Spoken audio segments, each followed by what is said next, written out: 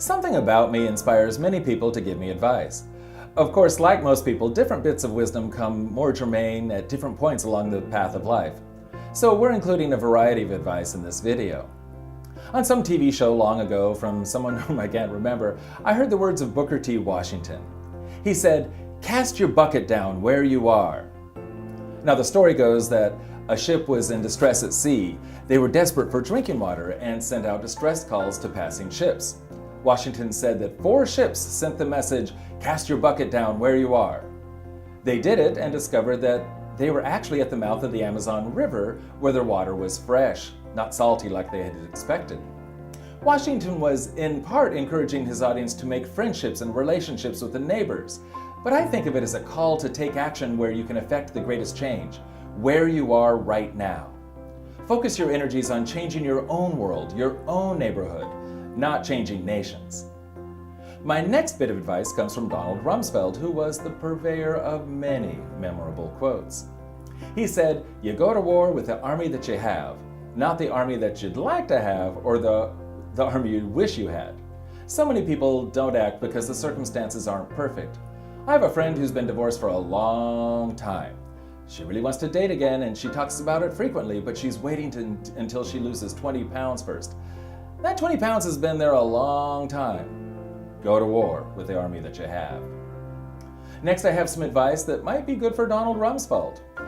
My dad used to say, "You're not obliged to engage in every conflict to which you're invited."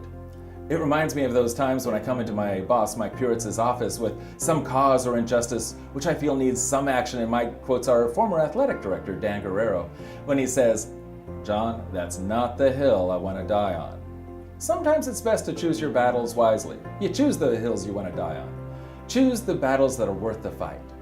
A final bit of advice for today is from Arlene Mackey, my former boss, at a job I had long ago. I was procrastinating about something and she said, "If there's something you don't want to do, and you have to do it anyway, do it right away. Then you don't have to worry about it anymore." I can't say that I've always followed Arlene's advice, but on those times that I did, I was the better for it.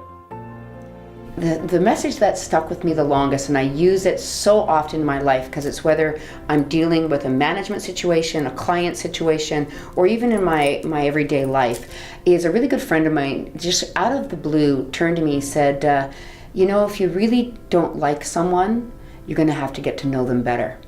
And I hold that with me all the time because we're quick to make a judgment about someone. We're quick to walk into a room and say, well, I think that person's this way or that way.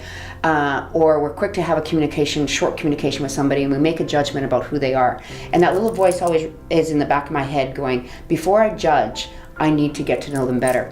And ever since I heard that line, I've used it, and I make myself go and meet the people that I don't feel comfortable with, or maybe I've prejudged, and I always find that I'm surprised by what I find out about that person, and that my judgment is usually incorrect. And so it resonates with me all the time. If you don't like someone, get to know them better. The best bit of advice I've ever received was right when I got out of college. I got that first job, and it was a Fortune 500 sales job, a sales executive. So it was highly competitive, and I wanted to do my best. So one night I was working late, and I got a knock on the door, and it was from the Vice President of Sales, Mark Goldman. And he looked at me and he said, "You know what, Doris? Successful people do what others won't." That really resonated with me because what I did is I was putting in time others weren't. And I was up for Rookie of the Year. And of course, I got Rookie of the Year. With that being said, I might not be the sharpest tool in the shed.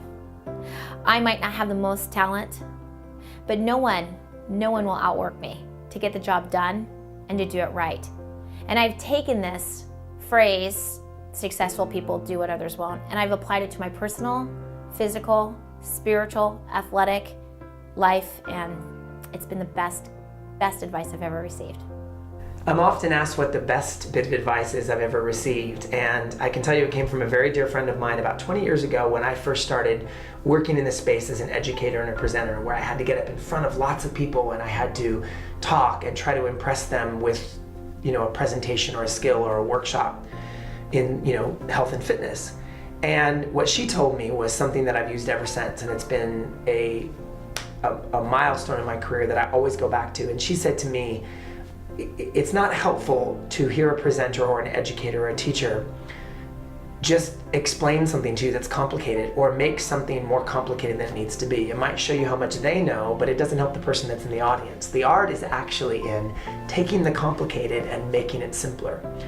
That if you're doing your job as an educator, what you're doing is taking something that the people in the room may not completely understand, care about, or get, and you're simplifying and amplifying that story.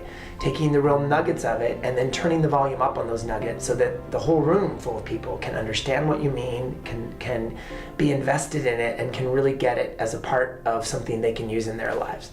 And I think that message relates to almost everything we do. I mean, whether it's a diet program or a health program or anything you're doing, there's almost always a few simple nuggets in everything you're doing that are the most important. And if you can just focus on those simple things, they can have profound results in the end.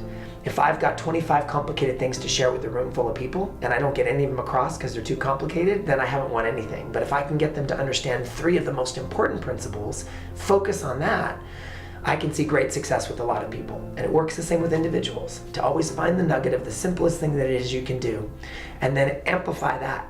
And then when you've amplified that and you're ready for another nugget, you move on to that nugget. And I think that's the best advice I've ever been given.